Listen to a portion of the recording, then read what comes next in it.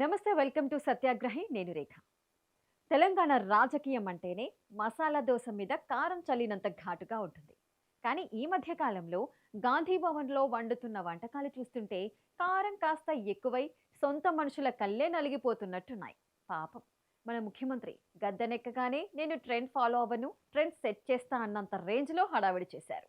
కానీ ఇప్పుడు కథ అడ్డం తిరిగినట్టుంది. బయట ప్రత్యర్థుల కంటే ఇంట్లోనే స్వపక్షంలో విపక్షం ఎక్కువైపోయిందనే టాక్ గట్టిగా వినిపిస్తోంది. ముఖ్యంగా డిసిప్లిన్, లీడర్షిప్, ఏకాభిప్రాయం అని మైకుల్లో చెప్పే గాంధీ భవన్లో ఇప్పుడు ఎవరికి వారే యమునా తీరే అన్నట్టుంది పరిస్థితి. అసలు సీఎం సీట్లో రేవంత్ రెడ్డి ఏం చేస్తున్నారు? మిగతా సీనియర్లు ఎందుకు దూరంగా చూస్తూ నవ్వుకుంటున్నారు? పదవుల పంపకంలో ఎవరికి పిండి వడ్డిస్తున్నారు? ఈ రోజు మన స్పెషల్ స్టోరీలో పూర్తి వివరాలు విడమర్చి చూద్దాం పదండి. తెలంగాణ కాంగ్రెస్లో ఇప్పుడు అతిపెద్ద సమస్య ఏంటో తెలుసా? డెసిషన్ మేకింగ్ అంటే నిర్ణయాలు తీసుకోవడం అన్నమాట.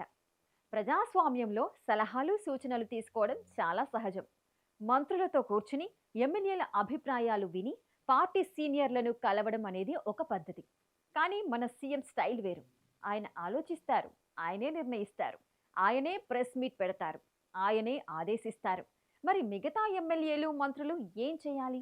మేము ఉత్సవ విగ్రహాలమా అని మనసులోనే కుమిలిపోతున్నారట. క్యాబినెట్ మీటింగ్ అంటే చర్చలు జరిపే వేదిక అనుకుంటే పొరపాటే. అది సీఎం ఇచ్చే ఆర్డర్ కాపీలు అందుకునే సెంటర్ అని సొంత పార్టీ ఎమ్మెల్యేలే గుసగుసలాడుకుంటున్నారు. ఎమ్మెల్యేలకు తమ నియోజకవర్గాల్లో పనులు కావడం లేదు. పోనీ పోయి సీఎంని కలిద్దామా అంటే ఆయనేమో బిజీ బిజీ. సలహాలు ఇవ్వబోతే నాకు అన్నీ తెలుసు అన్నట్లు ఒక లుక్ ఇస్తారట. దీంతో గాంధీ భవన్లోని పాత తరం నాయకులకు ఉక్కపోత మొదలైంది.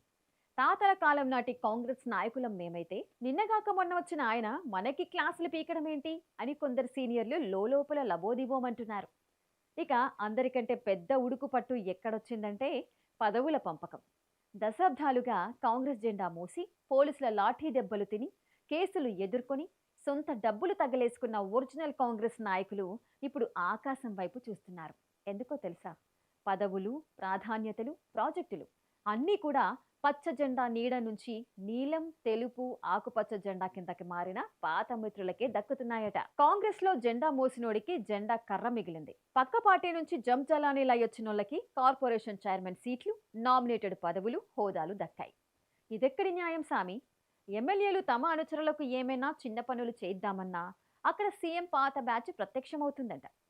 టీడీపీ నుంచి కాంగ్రెస్లోకి విమానాల్లో, కార్లలో వచ్చిన వారికి దక్కిన ప్రాధాన్యత కాంగ్రెస్ను నమ్ముకొని దశాబ్దాలుగా ఉన్న వారికి దక్కకపోవడమే ఈ అసంతృప్తికి ప్రధాన కారణం. మేము కష్టపడి పంట పండిస్తే కొయ్యడానికి కొత్త తరం రైతులొచ్చారు అని సగటు కాంగ్రెస్ ఎమ్మెల్యే తీవ్ర వేదనలో ఉన్నారట. ఇక అసలు కథ ఇక్కడే ఉంది. సీఎం నేనే రాజు, నేనే మంత్రి అని ఫీల్ అవుతుంటే లోపల మాత్రం దాదాపు 46 మంది ఎమ్మెల్యేలు ఆయనకు వ్యతిరేకంగా ఒక సైలెంట్ సైన్యాన్ని తయారు చేసుకున్నారని టాక్.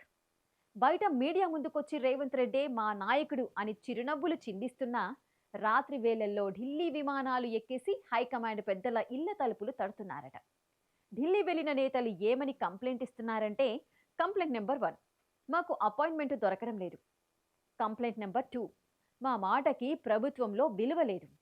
కంప్లైంట్ నెంబర్ 3, మా నియోజకవర్గాల్లో పాత టీడీపీ నాయకులదే హవా నడుస్తోంది. కంప్లైంట్ నెంబర్ 4, సొంత నిర్ణయాలతో పార్టీ గ్రాఫ్ పడిపోతోంది. హైకమాండ్కి ఉత్తరాలు రాయడం, ఢిల్లీకి పంపడం, ఏఐసీసీ పెద్దల వద్ద ఆయన తీరు మార్చుకోకపోతే కష్టం అని మొరపెట్టుకోవడం ఇప్పుడు కాంగ్రెస్ రొటీన్ వర్క్గా మారిపోయింది. అధిష్టానం కూడా ఎటూ తేల్చుకోలేక పాత కొత్త నాయకుల మధ్య నలిగిపోతోంది. రాజకీయాల్లో మాట అనేది చాలా జాగ్రత్తగా వాడాలి. కానీ సీఎం రేవంత్ రెడ్డి ఒక్కోసారి ఇచ్చే స్టేట్మెంట్లు చూస్తుంటే విపక్షాల కంటే సొంత పార్టీ నాయకులే ముందుగా గుండెలు పట్టుకుంటున్నారు. మొన్నటికి మొన్న వచ్చిన కొన్ని వివాదాస్పద వ్యాఖ్యలు, విమర్శకుల పట్ల ఆయన వాడిన ఘాటు పదజాలం పార్టీ ఇమేజ్ను బాగా డ్యామేజ్ చేశాయని స్వయంగా కాంగ్రెస్ నాయకులే వాపోతున్నారు. తనదైన శైలిలో మాస్ లీడర్ అనిపించుకోవాలనే ఆరాటంలో ప్రజాస్వామ్యాయుత పాలనను మర్చిపోతున్నారనే టాక్ నడుస్తోంది. ఏకపక్ష వైఖరి, సీనియర్లను పక్కన పెట్టడం, సలహాలు తిరస్కరించడం ఇవన్నీ చూస్తుంటే రేవంత్ రెడ్డి రాజకీయంలో ఏకాకి అయిపోతున్నారా అన్న అనుమానాలు వ్యక్తమవుతున్నాయి. ఏదేమైనా కాంగ్రెస్ రాజకీయం అంటేనే ఒక ముళ్ళ కిరీటం. అందులోనూ రేవంత్ రెడ్డి పాలన ఇప్పుడు నిప్పుల మీద నడకలా మారింది. ఎమ్మెల్యేల అసంతృప్తి ముదిరి పాకాన పడుతుందా? అధిష్టానం ఈ కంప్లైంట్ బాక్స్ను తెరిచి చూస్తుందా, లేక రేవంత్ రెడ్డే తగ్గి సొంత పార్టీ నాయకులను దగ్గరకు తీసుకుంటారా అనేది కాలమే నిర్ణయించాలి. మరి ఈ విశ్లేషణపై మీ అభిప్రాయం ఏంటో కింద కామెంట్ సెక్షన్లో తెలియజేయండి. ఈ వీడియో నచ్చితే లైక్ చేయండి, షేర్ చేయండి. ఇలాంటి మరిన్ని పొలిటికల్ అప్డేట్స్ కోసం మా ఛానల్ని సబ్స్క్రైబ్ చేసుకోండి. Thanks for watching.